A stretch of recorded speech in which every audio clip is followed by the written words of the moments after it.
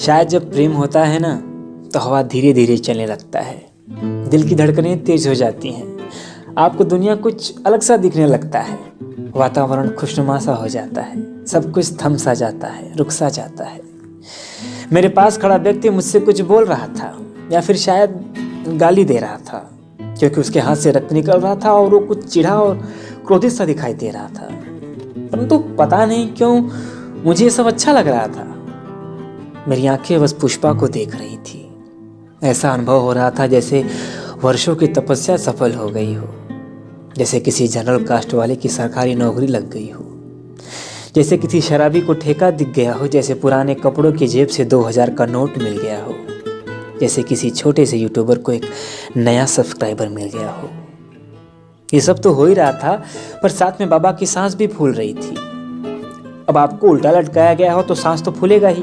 अरे हाँ, आपको बताना था ना मुझे उल्टा क्यों लटकाया गया था। कोई विशेष कारण नहीं था, बस एक व्यक्ति को मैंने दांत से काट लिया था। नहीं, वैसे बाबा को तो हिंसा पसंद नहीं है, नहीं बिल्कुल पसंद नहीं है। मुझे तो कोई एक गाल पे मारता है तो मैं दूसरा गाल आगे कर देता हूँ, क्योंकि जानता हूँ कुछ नहीं कर सकता।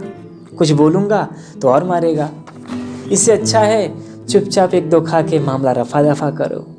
परंतु इसका अर्थ ये नहीं है कि बाबा कायर है ना, बिल्कुल नहीं। बाबा तो बहुत साहसिक हैं। किसी को हिम्मत नहीं है कि बाबा के समक्ष हाथ उठा दे, क्योंकि हाथ उठाने पर बाबा गुदगुदी कर देते हैं। सामने वाला हंसने लगता है, बाबा भी हंसने लगते हैं, बात खत्म। परंतु कभी कभी किसी को गुदगुदी नहीं होता है तो वहाँ दिक्कत हो जाता है।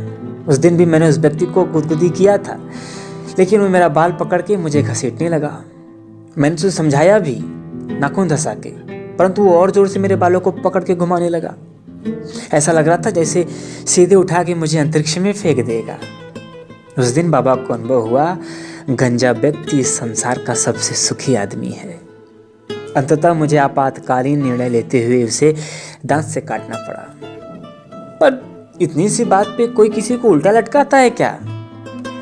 बाबा उल्टा अवश्य लटके थे, परंतु बाबा का प्रेम सीधा दिख रहा था। पुष्पा वो अपने में खोई अपनी खूबसूरती बिखेरते हुए जा रही थी। इस बात से अनभिज्ञ कि उसके आशिक की जान खतरे में थी। मैं उसे और देखता, जी भर देखता, अगर बेहोश न हुआ होता तो। परंतु उस आदमी और बाबा में झगड़ा क्यों हुआ, और क्या बाबा फिर कभी पुष्पा से मिल पाएंगे? जानने के लिए अगला भाग अवश्य देखिएगा। प्रेम से बोलिए बाबा यूट्यूबर की जय।